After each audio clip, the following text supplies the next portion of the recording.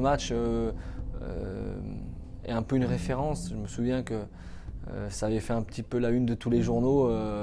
Donc pour nous, c'était un truc sympa, pour l'Olympique Lyonnais aussi. Mais c'est vrai que ce match est une référence pour nous à l'époque et pour le club aussi.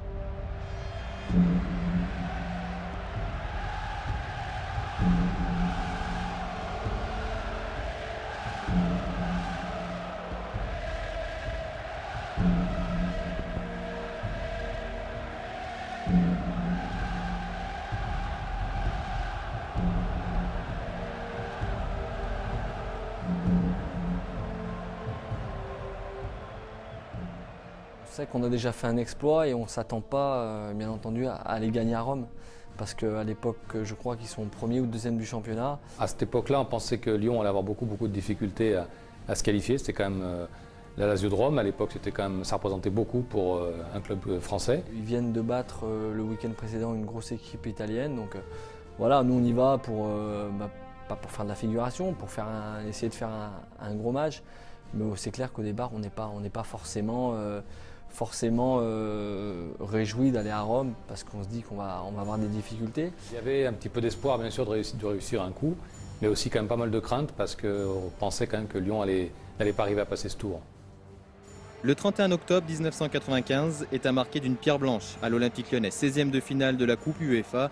Les hommes de Guy Stéphane se déplacent au stade olympique de Rome pour affronter la Lazio. Auteur d'un premier exploit au match aller, les Lyonnais rêvent de faire tomber l'ogre romain. Mais le week-end précédent, les coéquipiers de Signori ont battu sévèrement la Juventus 4-0. Les Italiens sont remontés, la presse aussi. La Gazzetta titre le matin même « Traitez-les comme la Juve ». Je pense qu'ils ont fait une erreur, c'est de nous prendre un petit peu de haut. Parce qu'ils se sont dit que finalement, avec un 1-0 à domicile, ils étaient qualifiés. Le passé de l'Olympique Lyonnais en Coupe d'Europe remontait à quelques années quand même. Les passés intéressants, on va dire, demi-finale de Coupe des Coupes, etc. Mais sinon, c'était un club qui commençait un petit peu à démarrer. L'époque moderne démarrait vraiment pour l'OL et qui n'était pas un club très réputé encore à ce moment-là.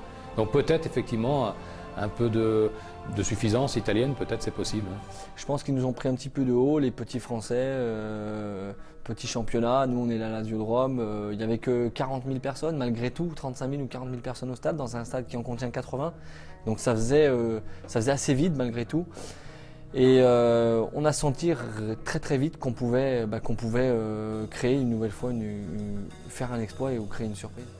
Le scénario du match va rapidement donner raison aux Lyonnais. Sur une de leurs meilleures occasions, les Gones vont refroidir l'ambiance du Stadio Olimpico par l'intermédiaire de l'attaquant Florian Maurice. C'est un dégagement de Pascal Olmeta. Au départ, il y a une déviation de la tête de Eric Assadourian et Ludo Giuli qui me met le ballon dans le dos de la défense. Je l'emmène de la poitrine et je la frappe intérieur du pied sous les bras du gardien.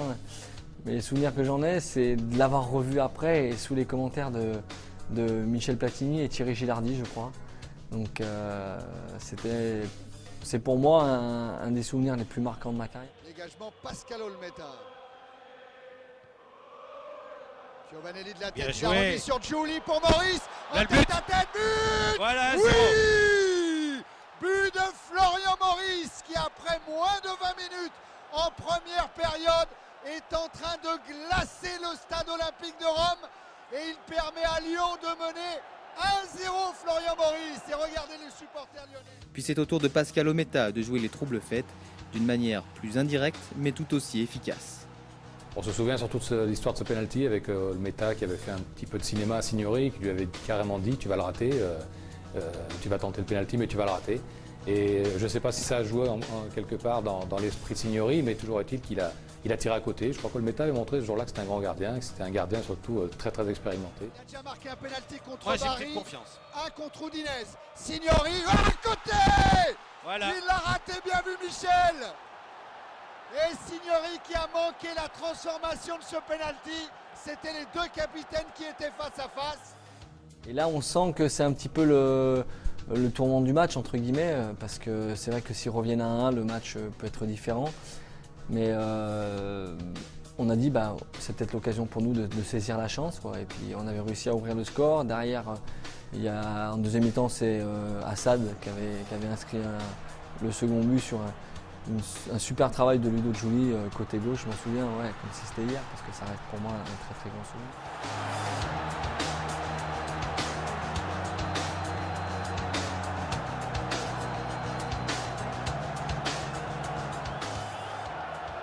À 2-0, après la victoire 2-1 au match aller, l'Olympique Lyonnais est donc qualifié. Après Farennes au tour précédent, c'est la Lazio qui tombe face aux Lyonnais. La suite contre Nottingham Forest sera moins glorieuse, mais à Rome, les Olympiens s'offrent quelques instants de bonheur sur la pelouse des Bianco Celesti. L'empereur ce soir-là est lyonnais, un match qui restera longtemps dans la mémoire de tous les Lyonnais, mais pas seulement. Je me souviens aussi que le lendemain, il y avait des supporters de la Roma qui étaient venus applaudir les joueurs à l'aéroport. Et ils avaient reçu ici au club, ils avaient reçu des messages de félicitations de la Roma, donc le club rival. Donc c'était plutôt sympa pour l'OL. Il y avait du monde qui était venu nous voir à l'entraînement, forcément ça a amené un peu de la foule parce qu'on n'était pas habitué à ça, à ce genre d'exploit surtout. Mais ça reste un moment important, ouais, parce que le public attendait qu'on crée un autre exploit, ce qui n'a pas été le cas, on a vite déchanté comme je le disais tout à l'heure. Mais ça restait un moment hyper sympa de la carrière d'un footballeur.